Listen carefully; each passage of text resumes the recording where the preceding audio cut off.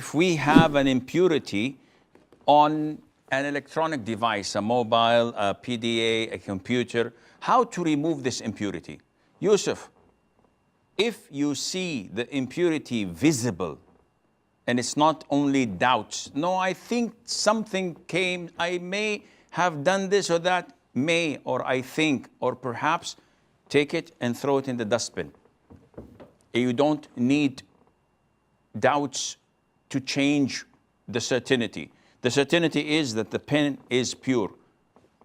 Actually, it's not my pen. I came into the studio and I found the pen with a pad on my table. So there is a possibility that the sheikh before me who was using this pen had impurity on his hand, and now it transformed or transferred into mine, and then I touched my scarf, and then I touched my keys of the house and entered the house, and the whole house is nabak or najis, so I have to burn it down to the ground.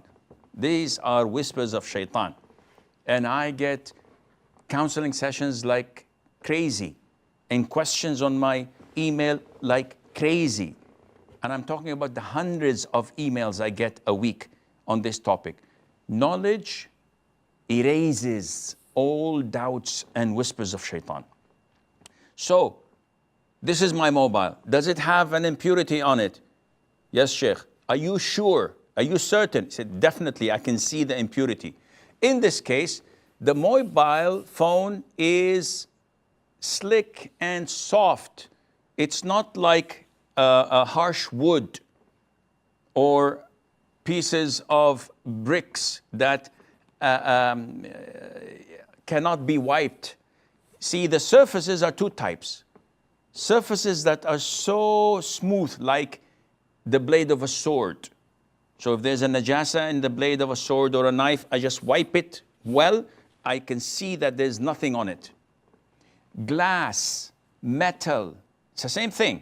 But if it has a rough surface, like wood that is not, I don't know, how used sandpaper on it, it's still rough. Wiping this does not do the job. You have to wash it. So with your mobile phone, with your electronic devices, all what you have to do is just get some a little bit damp paper or cloth and wash it and wipe it, and this is it. But if you're not certain, then to begin with, you should not do anything, because doubts do not impact certain